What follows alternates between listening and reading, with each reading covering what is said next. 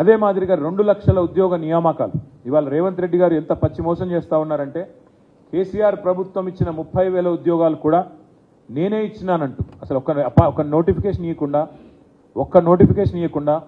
ఒక్క పరీక్ష కూడా కండక్ట్ చేయకుండా 30,000 ఉద్యోగాలు నేనే ఇచ్చినానని ముఖ్యమంత్రి గారు బొంకుతుంటే పచ్చి అబద్ధాలు చెప్తుంటే పత్రికల్లో టీవీలలో నిజంగా నవ్వాలో ఏడవాలో తెలియని పరిస్థితి.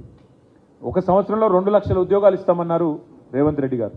సంవత్సరంలోనే గెలిచిన మొదటి సంవత్సరంలోనే 2 లక్షల ఉద్యోగ నియామకాలు పూర్తి చేస్తామని చెప్పి మాట ఇచ్చి గెలిచి వచ్చింది రేవంత్ రెడ్డి ప్రభుత్వం.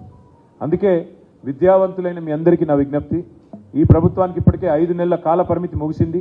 ఇంకా 6 నెలల్లో 2 లక్షల ఉద్యోగాలు భర్తీ చేయాలి.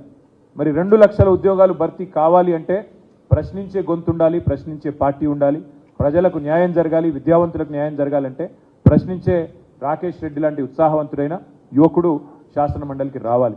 ఇవాళ కావాల్సింది అధికార స్వరాలు కాదు, కావాల్సింది ధిక్కార స్వరాలు, కావాల్సింది తప్పకుండా ప్రశ్నించే స్వరాలు, తప్పకుండా ప్రభుత్వాన్ని నిలదీసే స్వరాలు కావాలి.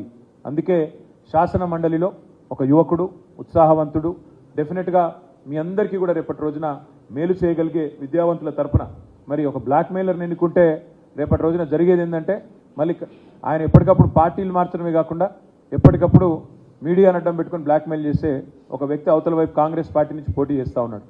ఆయన ఎప్పుడు ఏ పార్టీలో ఉంటాడో తెలియదు, ఎప్పుడు ఎవరిని నిందిస్తాడో తెలియదు. అట్లాంటి వ్యక్తులకు కనుక అవకాశం ఇస్తే గతంలో మనం నల్లగొండలో నయీంని చూసినాం, మళ్ళీ అట్లాంటి వాడిని ఇంకోని తయారు చేసినట్టు అవుతుంది. ఇట్లాంటి వ్యక్తులకు కనుక అవకాశం చట్టసభల్లో ఇస్తే దయచేసి అందుకే కోరేది ఒక యువకుడు, విద్యావంతుడు, ఉత్సాహవంతుడు, మరి అన్నింటికి మించి ప్రశ్నించే సత్తా ఉన్నవాడు, చదువుకున్నవాడు, ముఖ్యంగా పెద్ద ఎత్తున అవసరమైతే అమెరికాలోనే స్థిరపడి అక్కడే కోట్ల రూపాయలు సంపాదించుకునే అవకాశం ఉన్నా దానికి కాదని రాజకీయాల్లోకి వచ్చి ప్రజా జీవితంలోకి వచ్చి ఇవాళ మీ ఆశీర్వాదం కోసం మీ ముందుకు వస్తున్న తమ్ముడు రాకేష్ రెడ్డి గారికి అవకాశం ఇచ్చి గెలిపించాలని కోరుతూ మా పార్టీ పరంగా కూడా మా నాయకులందరం కూడా మీటింగ్ పెట్టుకున్నాం. మరి రాబోయే 10 రోజులు, ఎందుకంటే 25 తారీఖు లాస్ట్ ప్రచారానికి, ఈ 10 రోజులు కూడా అందరం కూడా ఎక్కడి వాళ్ళం అక్కడ కష్టపడదామని నిర్ణయం తీసుకున్నాం. మా పార్టీ పరంగా పూర్తి ఎఫర్ట్ పెడతాం. తప్పకుండా తమ్ముడు రాకేష్ రెడ్డి గారిని 3 జిల్లాల విద్యావంతుల ఆశీస్సులతో గెలిపించుకుంటామని చెప్పి కూడా ఆశాభావంతో మీ అందరికీ కూడా ధన్యవాదాలు. మీలో కూడా ఓట్లున్న వాళ్ళు కూడా దయచేసి మాకే ఓటేయాలని చెప్పి కూడా హృదయపూర్వకంగా విజ్ఞప్తి. Thank you.